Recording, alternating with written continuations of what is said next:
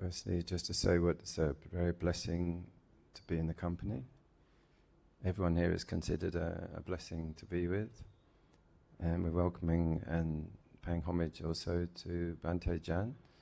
He's a great student, very fast learner, and very passionate, and very good at learning the Dhamma, very acquiring it very quickly. So it's a great blessing to have great students, great place to be with, and then great people who have been coming, who are very dedicated over multiple years or so to be cultivating these blessings, as we've been hearing about.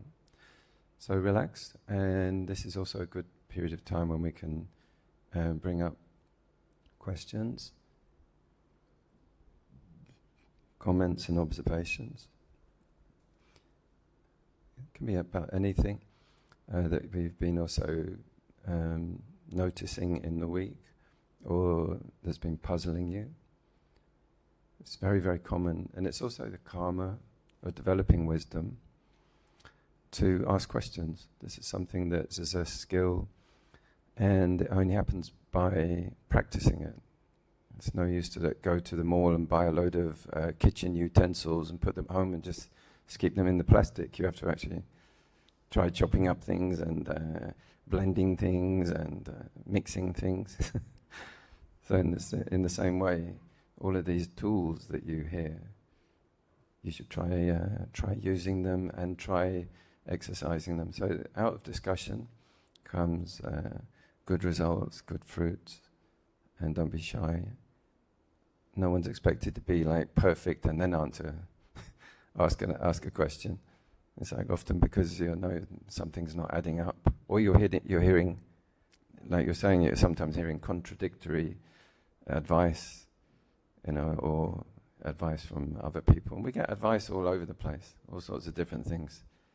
I heard someone say he had a bad advice all through his growing up. His great auntie said, "You don't need to clean your teeth before you go to sleep. You're not going to meet anyone you know."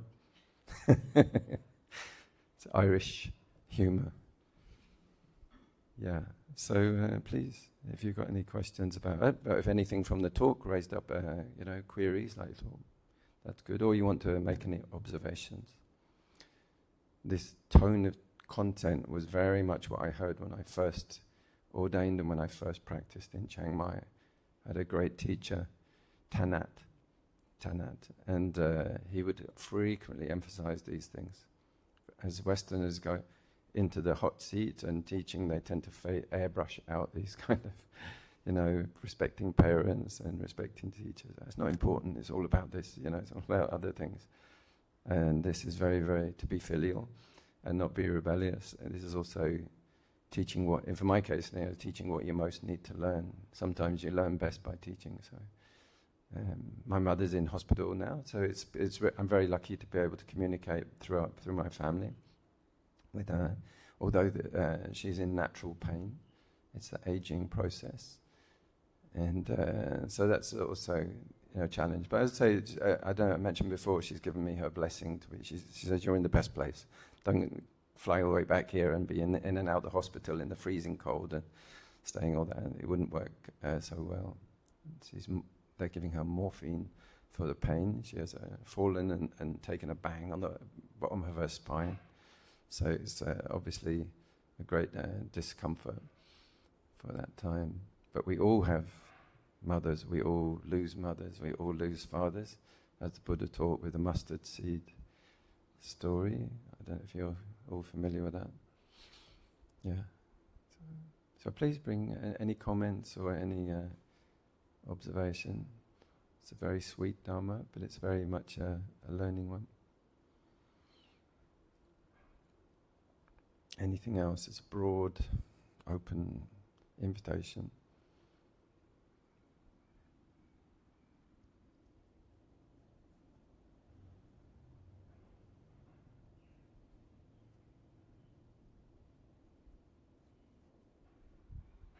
Bante Jan is also here if you'd like to put any questions about Swedish experiences of meditating. Then you're also welcome.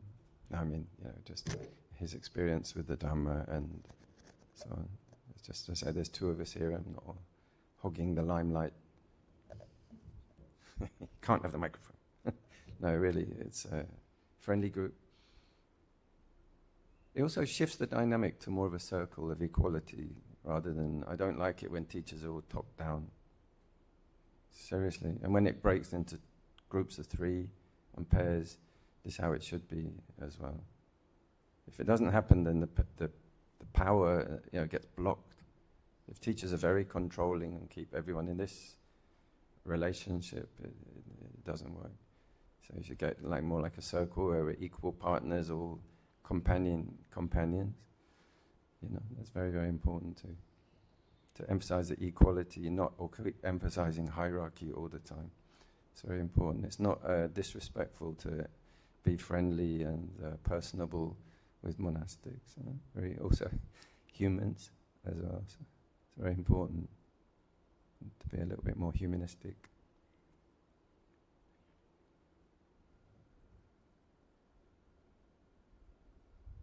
Sister, I have a question for you. Somebody was saying, don't study. Is that right? What have you heard? Not all intellectual, maybe a bit of practice. Right.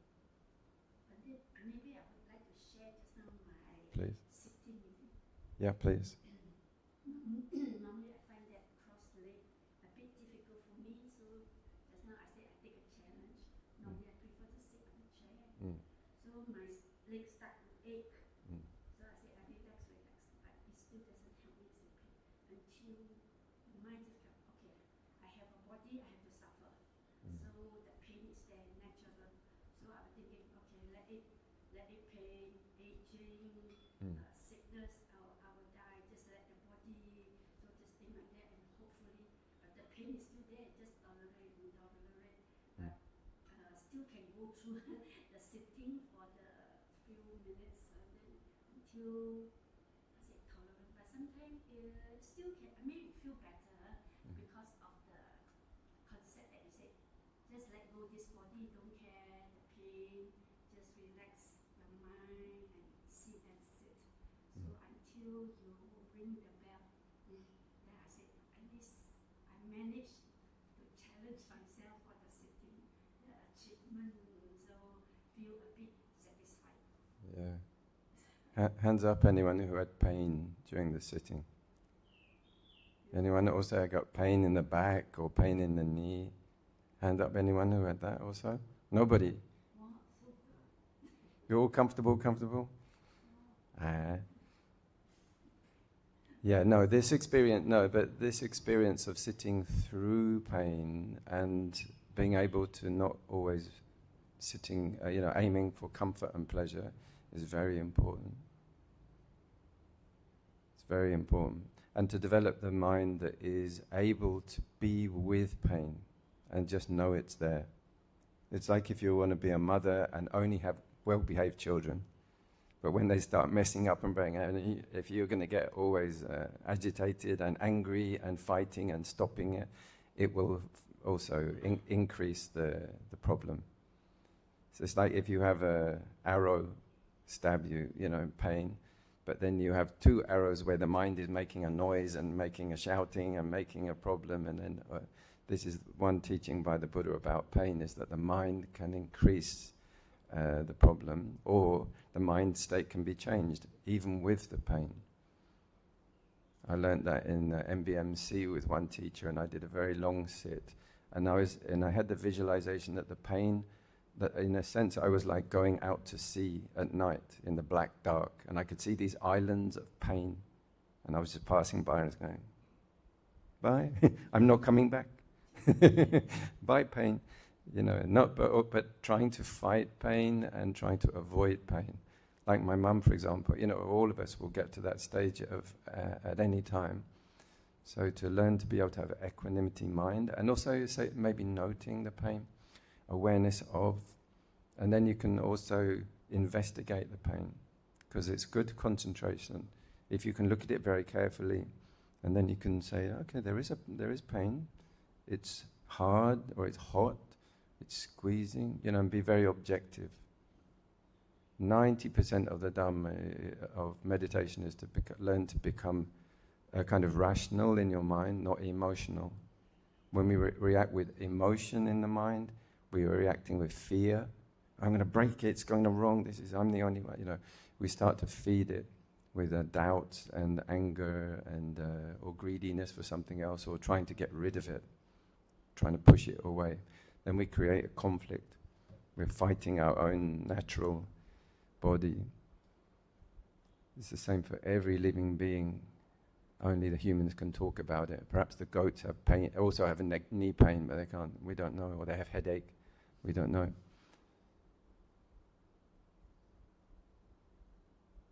How was it? They were sitting through it. You still have it now. You can move. Okay. Yeah, it is also important not to do damage. So to be sensitive, and if you really, your body is really letting you know, something wrong. If you could do damage, to change position mindfully. This is also important. It's not to do battle, because there's many, countless meditators who've done some kind of damage by overdoing it, pushing too far. It's to develop wisdom, not kind of stubbornness or... There are enough people in the world who like to hate themselves and hurt themselves. So we're not trying to just do that. We are trying to develop the wisdom, but the equanimity, like you say, to develop, well, this is our nature. This is the nature of the body. It's a nature for everyone's. We magnify it. We focus on it. But when you look around the whole traffic jam, there are also people who have migraine, toothache, sneezing, coughing. Like they also have pains. So that's a mature sort of view, and not to become very self-absorbed and self-pitying. It can feed many things like that, of self-talk and self-absorption.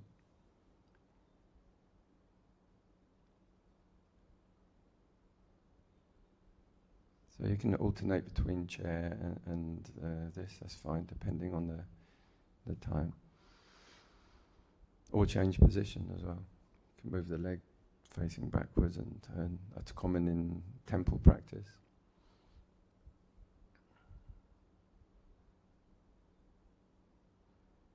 Anyone else like to share an experience?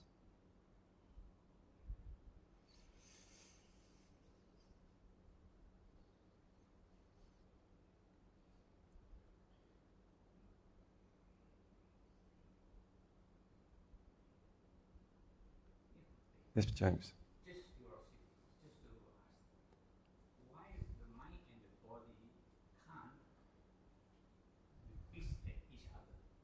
Why you want to hurt the mind, or the mind want to hurt the body?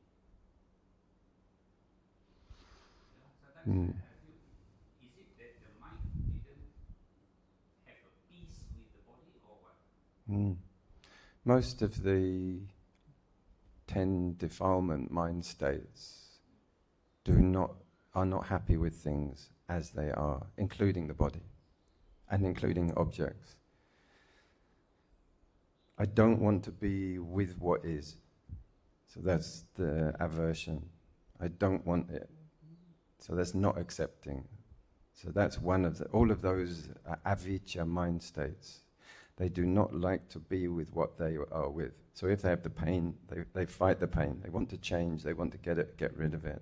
So it's creating conflict.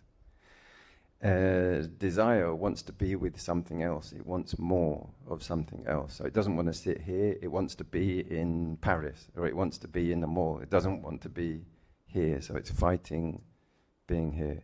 When we develop more the 10 opposite wholesome mind states, they all are happy with what is, including pain or including the situation, and including where the body is and how the body is. So by trying to transform those, so all of those have that in common. The 10 mind states are desire, anger and fear, and then sleepiness or lack of energy, lack of interest, and depression, and then ego, conceit, and jealousy, and envy. These are the main. I left out doubt. Oh, worry and doubt I left out too. All of these don't like what is. They want things to be different, they want it to go away, or they want more of it, or they want something else that is not here. They're out of line. So by developing the opposite of those, energy, sort of metta, loving kindness, developing the faith, strong confidence, energy full contentment and happiness rather than a depression, and then compassion, wisdom, joy, and equanimity. As with all of those, we're okay between the mind and the body. It becomes harmonious. If you look in the mirror, okay, getting older, fine. No, I'm going to get Botox all over here. And it's getting black. And that we will fight with the lower mind states, and then it's also becoming friends with the lower mind states to like we said with the anger-eating monster. You know, if you treat it as like evil and get away, it will go bigger and bigger. So we need to like become very familiar with all of the lower 10 things. They all have a function. They all have a use. They all have some benefit for us. But it means that in order to transform them, we have to learn about them. And this was where the study and discussion and questioning, so that helps us to do that transformation.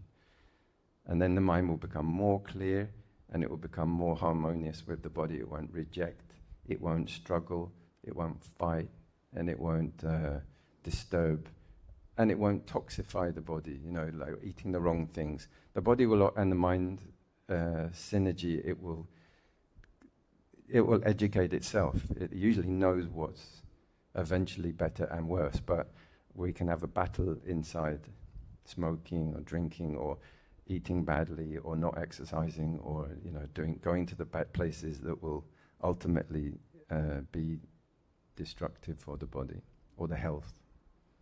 So that's the aim, is to develop the health and the sympathy between body and the mind.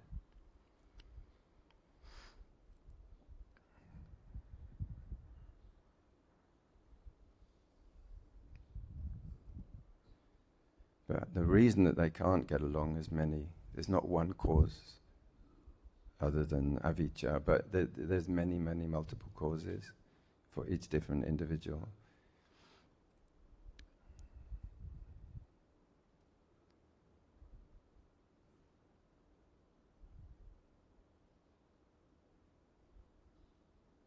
And we have to also be clearing the path of. We hear a lot of views. We hear a lot of traditional things. We hear many things, so-called facts, and that when we have to discuss those with people, teachers, and each other, and then clear the path. Also let go of a lot of bad advice, like the don't clean your teeth thing. Just we have many things to clear, and views that prevent us getting that peace and clarity.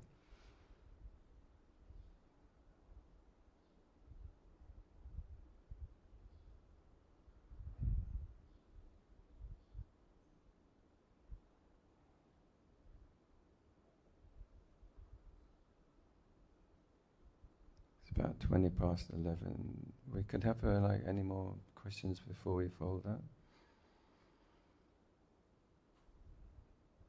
You are welcome. I stated we have the chat group now, and you can message me on WhatsApp at Independent and leave an audio message. A lot of people do that from Australia or Philippines or India, where they'll just ask a question or leave a comment or just want to say something. And when I'm available, I'll play it and I'll respond and leave also audio, rather than having a kind of like phone chat. That's another way that we can do this.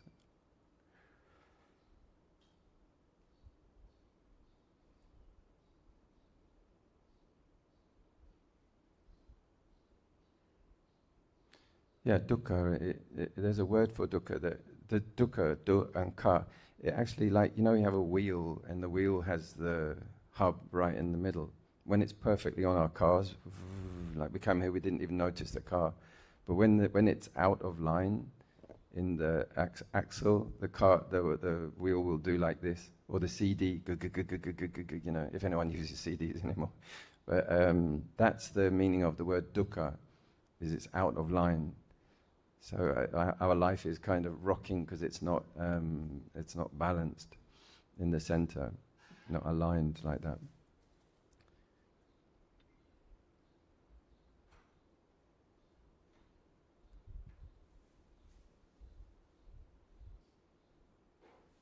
Good. Would you like to lead us in the chanting of the merits, right? The mya, mya. Burmese one? Would you like to take that? Oh, sorry. What was the one that you did? You did sharing of merits. Imaya Dhammanu. That one. Yeah. Okay. Sorry. I only heard that in Burma, so that's what I meant. But they do it. End it with the mya, mya.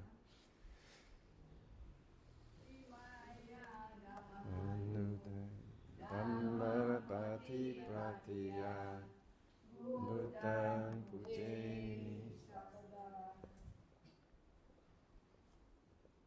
Imaya Dhammanu Dhamma Bhati Pratiya Dhammam Pujeni Sarvada Imaya Dhammanu Dhamma Bhati Pratiya Sangham Pujeni Sarvada. Sadhu, sadhu, sadhu. Let's be respectful of Sangha.